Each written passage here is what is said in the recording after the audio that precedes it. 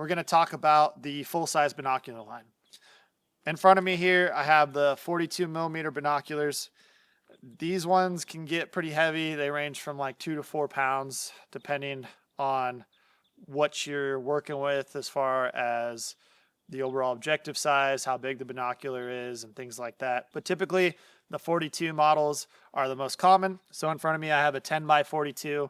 They obviously range in size quite a bit. So 10 by 42 Surrey.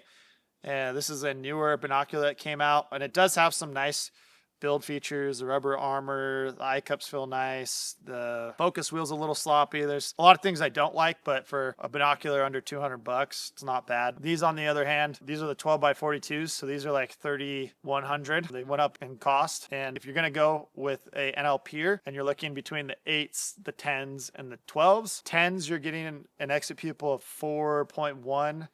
So basically, it's going to perform like these 8s. You're going to have pretty good low light performance, better detail than the 8s.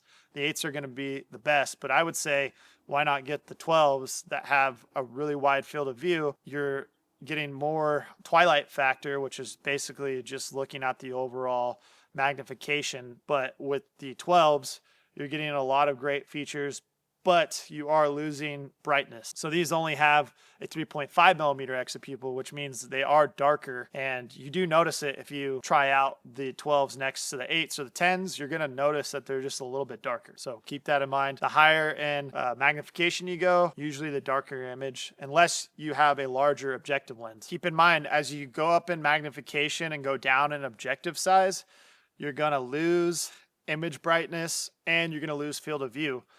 That's typically the case for most binoculars. So as we move down here, you'll lose field of view. In general, these are going to be the binoculars that you want for a lot of things like Western hunting. They're going to be your all-around binocular. You're going to be able to spot pretty much anything out west. Unless you're doing scouting, I wouldn't recommend anything larger than an 8 or a 10 or a 12. And for most hunters, they're going to pick 10 by 42. Me, I like 8 by 42 because I like having that wide field of view and I like having the brightest image. These are still going to fit in a chest pack really comfortably, and you can carry them around your neck. You are going to get more fatigue carrying these around, so I would recommend mounting these on a tripod. I even put my NLPer 8 by 32s on a tripod. It's just a lot more stable. It's a lot more clean. You get a better image. You can digiscope a lot better. You get really nice, clear images when you use binoculars with a tripod. I highly recommend it. You're going to spot a lot more things. You're going to catch movement because you don't have the shake. You can get stable and put them on your knees and do things like that, but honestly, I would just recommend putting them on a tripod.